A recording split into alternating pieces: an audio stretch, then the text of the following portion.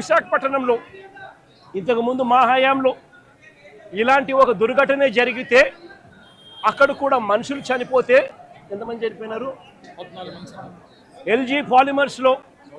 LG పాలిమర్స్లో అప్పట్లో కూడా ఒక దుర్ఘటన జరిగి 14 మంది అప్పట్లో చనిపోయిన ఘటన జరిగితే రాష్ట్ర ప్రభుత్వం ఎలా స్పందించింది? వెంటనే ముఖ్యమంత్రి ఇక్కడికి వచ్చి, అంటే జగన్ ఇక్కడికి వచ్చి ఏకంగా కోటి రూపాయలు చనిపోయిన కుటుంబాలకు ఇచ్చి ఆదుకున్న పరిస్థితులు బహుశా దేశ చరిత్రలో ఎక్కడా కూడా జరగలేదేమో. ఒక్క ఆంధ్ర రాష్ట్రంలో జగన్ ముఖ్యమంత్రిగా ఉన్నప్పుడు చోటు చేసుకున్న ఘటన. ఏకంగా ₹1,00,00,000 వాళ్ళకి ఇచ్చి ఆ కుటుంబాలకు తోడుగా ఉండి ఆ వాళ్ళ సభ్యులు చనిపోయిన వాళ్ళకు ఉద్యోగాలు కూడా మళ్ళీ ఆ కంపెనీలో ఇచ్చేట్టుగా వైఎస్ఆర్సీపీ ప్రభుత్వం అప్పట్లో అడుగులు ముందుకు వేసి చేయించింది. నేను అడుగుతా ఉన్నా, ఈరోజు ఈ ప్రభుత్వం చంద్రబాబు నాయుడు గారి ప్రభుత్వం స్పందిస్తూ ఉన్న తీరు నిజంగా ఎంత అన్యాయంగా ఉంది అని ఒక్కసారి మనస్సాక్షిని అడుక్కోండి మీరు అని చెప్పి నేను కోరుతా ఉన్నా. ఈ ప్రభుత్వాన్ని గట్టిగా డిమాండ్ చేస్తూ ఉన్నాం. వాళ్ళకి రావాల్సింది వాళ్ళకి ఇప్పించడంలో నీ గొప్పతనం ఏమీ లేదయ్యా. వాళ్ళకి రావాల్సిన ₹1,72,00,000 ఏదైతే ఇస్తా ఉన్నారో, ₹1,45,00,000 వాళ్ళకి రావాల్సింది ఏదైతే ఇస్తా ఉన్నారో అది గొప్పతనం. నీ గొప్పతనం ఏమీ కాదు. కంపెనీ నుంచి కేవలం ₹25,00,000 మాత్రమే ఆ ఎంప్లాయీస్కు వస్తూ ఉంది. ఈ నేపథ్యంలో నేను చెప్తా ఉన్నాను, అయ్యా అప్పట్లో వైసీపీ ప్రభుత్వంలో ఉన్నప్పుడు ఏ రకంగా అయితే ₹1,00,00,000 ప్రతి కార్మికుడికి ఇచ్చి తోడుగా ఉన్న నేపథ్యం పరిస్థితులు ఏ రకంగా జరిగాయో అదే మాదిరిగా ప్రతి ఎంప్లాయీకి మేము ఇంతకుముందు చేసి చూపించినాం. మేమేదైతే చేసి చూపించినామో అదే మిమ్మల్ని కూడా చేయమని అడుగుతా ఉన్నాం.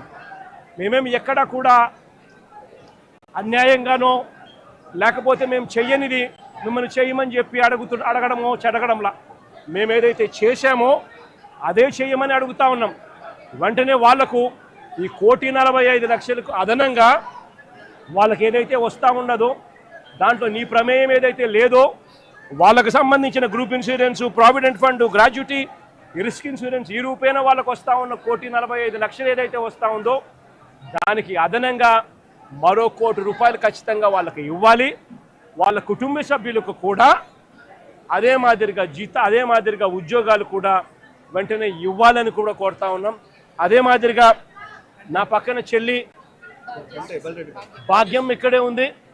వాళ్ళ కుటుంబం కూడా ఇదే మాదిరిగానే సంవత్సరం 14 నెలల కిందట 14 వాళ్ళ భార్య ఇక్కడే ఉంది.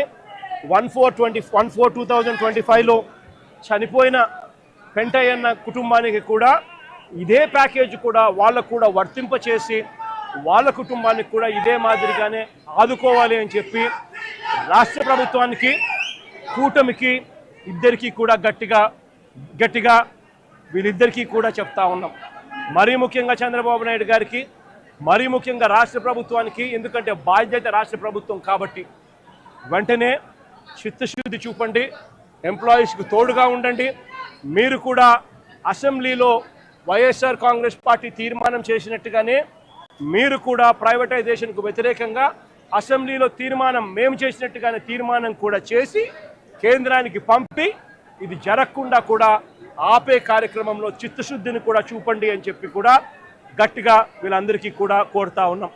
ఇదొకటే కాదు, మేము ఇంత అడుగుతా ఉన్నా కూడా చంద్రబాబు నాయుడు గారి ప్రభుత్వంలో ఎక్కడైనా మానవత్వం లేక ₹1,00,00,000 ఇవ్వాల్సిన చోట వాళ్ళకు ఇవ్వని పరిస్థితి ఎక్కడైనా ఉంటే మాత్రం ప్రతి బాధితుడికి చెప్తా ఉన్నా, ప్రతి అక్కకు, ప్రతి చెల్లెమ్మకు, ప్రతి బాబుకు చెప్తా ఉన్నా, బాధపడాల్సిన పనుల కొంచెం ఓపిక పట్టండి.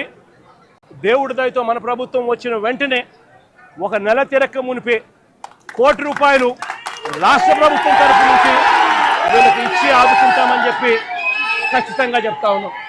అందులో మీకు కూడా ఉంటారు తల్లి, అందులో మీ కుటుంబాన్ని కూడా ఖచ్చితంగా అది వర్తింపజేసేట్టుగా కూడా చేస్తామని కూడా చెప్తా ఉన్నా.